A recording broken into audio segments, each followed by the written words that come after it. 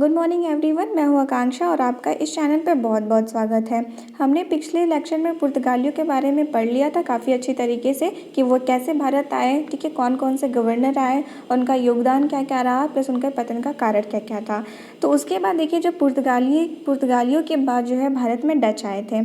तो क्रम यही है, पहले सबसे पहले पुर्तगाली आए थे, फिर डच आए थे, उसके बाद कौन आया था, अंग्रेज आए थे, फिर फ्रांसीसी जो फ्रेंच के लोग आए थे, फिर उसके बाद स्वीडिश लोग आए थे। ये क्रम था। तो हम देखिए दूसरे सेशन में हैं, तो इसका दूसरा सेशन में हम डच के बारे में पढ़ेंगे। तो देखिए डच जो थे वो हॉलैंड के लोगों, यानी पहले देखिए प्रेजेंट टाइम में तो नीदरलैंड नाम का यूरोप में एक देश है, तो जिसको पहले हॉलैंड बोला जाता था। तो चाहे आप हॉलैंड बोलिए चाहे नीदरलैंड बोलिए, एक ही बात है। तो इन यहाँ के निवासियों को क्या बोला जाता था, डच बोलते हैं। तो डच के बारे में हम पढ़ेंगे। देखिए जो पहला डच जो भारत आया था उसका नाम था कार्नेलिस द हाउटमैन। कार्नेलिस द हाउटमैन, और हिंदी में देखें तो कार्नेलियन हाउटमैन, दोनों एक ही बात है, ठीक है। तो कार्नेलिस द हाउटमैन जो था पहला डच था जो कि भारत आया था। और ये भारत कैसे आया था, डायरेक्ट नहीं भारत आ गया था। ये इसने क्या किया, भारत जब ये भारत आने लगा तो ये सबसे पहले कहाँ पहुँच गया, इंडोनेशिया या फिर सुमात्रा आप बोलिए, वहाँ पे पहुँच गया, ठीक है। वहाँ पे पहुँचने के बाद ये जो था वो भारत आया था। यानी अगर हम लोकेशन देखें, सबसे पहले देखिए ये भारत है, सपोज भारत का जो दक्षिण जो इलाका है ये है, और इधर कहीं क्या है, इंडोनेशिया है। तो कुछ इस तरीके से इंडोनेशिया है। तो सब देखिए ये जो है भारत आने सबसे पहले कहाँ है, इंडोनेशिया आए, फिर इंडोनेशिया से होकर कहाँ है, भारत आए।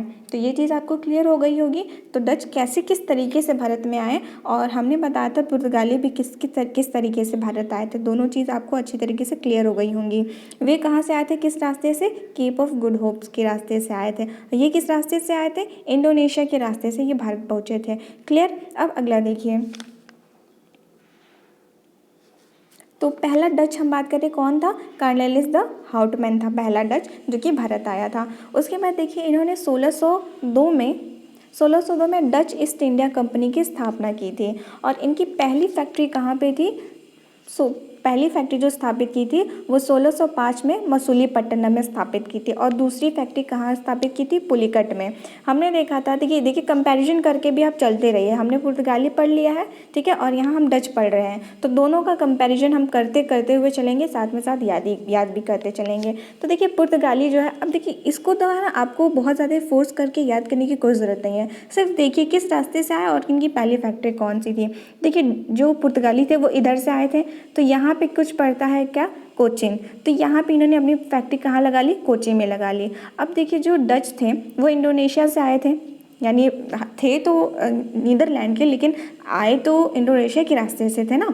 तो जाहिर सी बात है वो अपनी फैक्ट्री कुछ इधर ही लगाएंगे। एक कॉमन सेंस देखिए कि इधर ही लगाएंगे।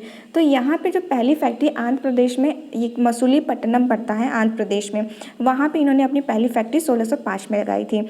उसके बाद दूसरी फैक्ट्री की बात करें तो इन्होंने देखिए पुलिकट कहाँ है, तमिलनाडु में, तो यहाँ पे अपनी दूसरी फैक्ट्री लगाई थी। तो याद हो गया होगा दोनों, मसूलीपट्टनम में जो थी डच की पहली फैक्ट्री थी और दूसरी फैक्ट्री पुलिकट में थी। क्लियर।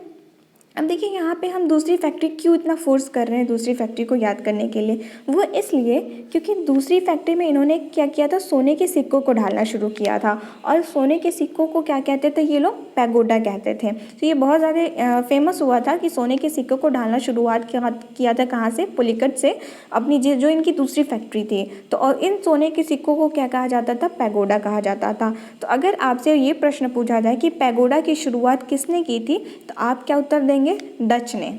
ठीक है, क्लियर। अब आगे देखिए, तो डच के बारे में वैसे आपको ज़्यादा पढ़ना नहीं है, ठीक है। देखिए इन्होंने जो है इंडोनेशिया को अपना उपनिवेश बनाया, लेकिन भारत में सिर्फ व्यापार करना चाहते थे ये लोग, ठीक है। यानी मेन जो इनका जो केंद्र था वो क्या था, वो इंडोनेशिया ही था। सिर्फ भारत से ये लोग क्या करना चाहते थे, व्यापार। और व्यापार भी किस चीज़ों का, मेनली दो चीज़ों का, एक तो मसालों का, एक दूसरा वस्त्र का। तो मसूलीपट्टनम जो है ना वो वस्त्र के लिए यानी टेक्सटाइल इंडस्ट्री के लिए बहुत ही फेमस है। और आप लोगों को पता ही है कि जो आंध्र प्रदेश में कलमकारी जो होती है वो कितनी ज़्यादा फेमस है, ठीक है। तो जो देखिए वहाँ पे दो चीज़ों के लिए इन्होंने मेनली, आप याद रखिए कि किस चीज़ों के लिए, मसाला और वस्त्र के लिए इन्होंने ये व्यापार करते थे भारत से। और देखिए मसाला के लिए जाहिर सी बात है, मसाला के लिए केरल बहुत फेमस है। और केरल किधर है, इस साइड है, तो इस साइड को हम केरल वाले तट को, जो तटीय क्षेत्र, उसको हम क्या बोलते हैं, मलाबार तट बोलते हैं। और इधर वाले जो तमिलनाडु वाला जो रीजन है और आंध्र प्रदेश का कुछ क्षेत्र है, उसको हम क्या बोलते हैं, कोरोमंडल तट बोलते हैं। तो कोरोमंडल तट से क्या किस चीज़ का व्यापार करते थे, वस्त्र का। और मलाबार तट से किसका व्यापार करते थे, ये मसालों का। तो आपको बहुत ज़्यादा याद करने की ज़रूरत नहीं है, सिर्फ इतना याद रखिए। उसके बाद देखिए इनका योगदान क्या क्या था। देखिए आपको बताया गया कि ये जो मसाला और वस्त्र के व्यापार करते थे, तो जाहिर सी बात है जो विदेशी व्यापार को क्या कर मिला, ये बहुत ही बढ़ावा मिला।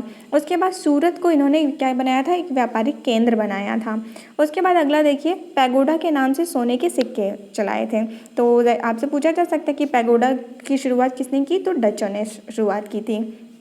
अब नेक्स्ट देखिए कि इनके जो है पतन का कारण क्या था। ठीक है, तो इनके देखिए इनके पतन का कारण ज़्यादा मेन जो है, एक तो देखिए ये एक सरकारी कंपनी थी, डच जो थी भारत में आई थी वो एक सरकारी कंपनी थी। और आपको पता ही है कि जो सरकारी कंपनी यहाँ होती हैं उनमें कितना प्रेशर होता है, यानी कितना परमिशन लेना पड़ता है। तो जाहिर सी बात है अगर बहुत ज़्यादा रोक टोक होगा तो आप बहुत ज़्यादा डेवलप नहीं कर पाएंगे।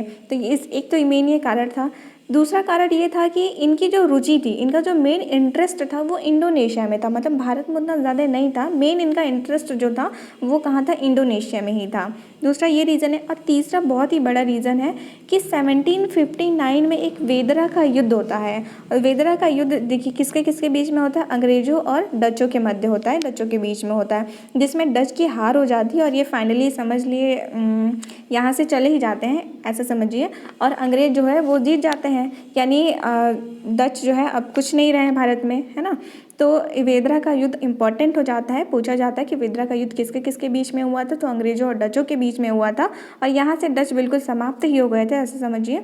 और ये कब हुआ था, ये डेट भी इंपॉर्टेंट है, 1759 में हुआ था। किसका युद्ध, वेदरा का युद्ध। तो ये था देखिए किसके बारे में, डच के बारे में। तो बहुत ज़्यादा नहीं आपको इसमें ध्यान रखना है, डच के बारे में इतनी इंपॉर्टेंट चीज़ें हैं जो आपको ध्यान रखनी है अच्छी तरीके से। और वेदरा का युद्ध तो बहुत अच्छे से आप याद रखिएगा, 1759 में हुआ था वेदरा का युद्ध अंग्रेज़ों और डचों के बीच में। So thank you for watching, मिलते हैं आपको नेक्स्ट सेक्शन में।